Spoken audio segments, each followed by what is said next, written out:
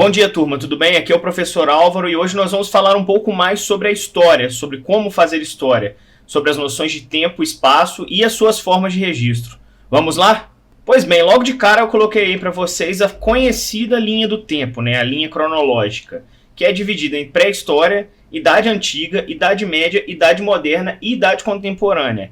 Isso nem sempre é consenso entre os historiadores. No entanto, nós vamos estudar assim porque é uma forma mais simples, Aqui nessa linha em especial, nós temos grandes marcos da história da humanidade que definiram os limites de cada uma dessas idades. Por exemplo, nós temos aqui o surgimento do Homo sapiens, a escrita, a queda do Império Romano em 476 d.C., a queda da Constantinopla, a Revolução Francesa. E é sempre bom lembrar de AC e DC, que é antes de Cristo e depois de Cristo. Nosso calendário ocidental ele é marcado pelo nascimento de Jesus. Então, por isso temos o antes de Cristo e o depois de Cristo. Como vocês podem ver aí, na escrita especificamente 4000 a.C. e depois em 476, que não está com DC na frente, mas é depois de Cristo. Mas professor, você está falando aí, afinal de contas, o que é a história? A história como ciência. A história, ela estuda as mudanças e permanências ocorridas na nossa sociedade e em sociedades passadas. Ela procura perceber o modo como as pessoas viviam nos tempos antigos e como vivem hoje, até de forma comparativa se a gente quiser. Pode-se dizer que a história basicamente é o estudo dos seres humanos no tempo e no espaço. Como que a gente estuda a história? A gente tem as fontes históricas, vocês já devem ter ouvido falar disso em algum momento. O trabalho do historiador é muito parecido com o de um detetive. Ao investigar um determinado caso, ele busca examinar diversos vestígios produzidos pelo homem em sua época. Tais vestígios são chamados de fontes históricas. E essas fontes elas podem ser escritas, como jornais, revistas, atas de governo, documentos oficiais. E também podem ser visuais, como pinturas, gravuras, desenhos rupestres e etc., e também parte da cultura material. Por exemplo, o desenvolvimento de novas ferramentas, tudo que é palpável, tudo que a gente pode pegar na mão, assim. Construções, por exemplo, uma igreja, um forte, um castelo, uma casa, um casarão antigo. E isso tudo faz parte também da cultura material. Outro ponto que a gente tem que deixar muito claro é que todos nós somos agentes históricos. Não é porque nós não estamos nos livros didáticos ou em qualquer outro livro que nós não somos agentes da nossa história. A história ela é feita por todos nós. E isso é muito interessante porque, tanto quanto em grupo, a igreja, a escola, o exército, as instituições como os políticos, enfim, tudo isso faz parte da história, de forma coletiva e também individual. Ou seja, todos nós somos sujeitos da história.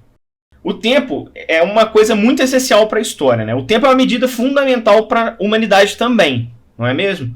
Inicialmente, quando ainda não existiam relógios ou calendários, o tempo era contado através da observação dos fenômenos naturais, como o nascer e o pôr do sol, o dia e a noite, as fases da lua, a posição das estrelas, a variação das marés ou o crescimento das colheitas.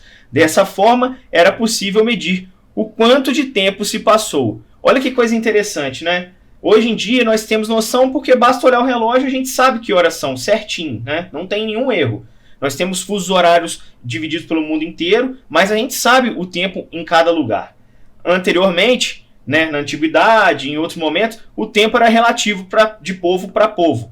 Hoje em dia existem também algumas populações, mas em menor número, que têm uma temporalidade diferente do Ocidente. Mas nós estamos aqui falando de tempo, mas não é tão simples quanto olhar o relógio e falar, nossa, isso é o tempo. Não.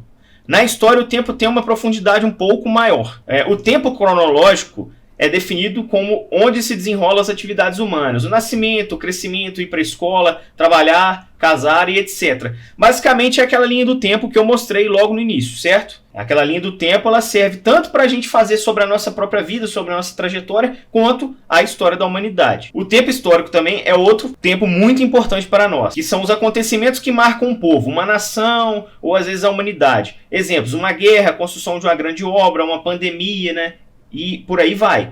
A gente percebe, por exemplo, naquela linha do tempo que eu coloquei no início, que existem marcos como a escrita, a Revolução Francesa e etc. esses tempos, esses eventos foram essenciais para a gente demarcar aquela linha cronológica. É claro, ela é uma linha para facilitar a vida das pessoas e nem todos concordam com a forma com a qual ela foi dada, mas aqui nós trabalharemos com ela. E aqui, como eu tinha falado na última aula, existe o tempo de cada um de nós, né? O tempo psicológico, no caso.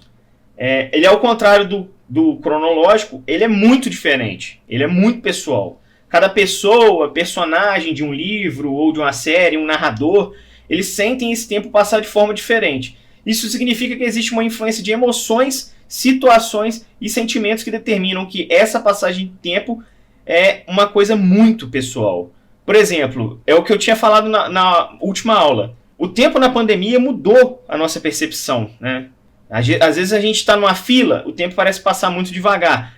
Às vezes a gente está em casa o dia inteiro, o dia parece que arrasta. Mas quando a gente está fazendo alguma coisa que a gente gosta, jogando videogame, vendo um filme, conversando com os amigos, parece que o tempo voa. Então esse é o tempo psicológico. Então é isso, turma. Eu procurei mostrar de forma muito breve essa questão do tempo para vocês. E qualquer dúvida para executar as atividades do PET é só entrar em contato comigo no horário da aula, ok? Um abraço!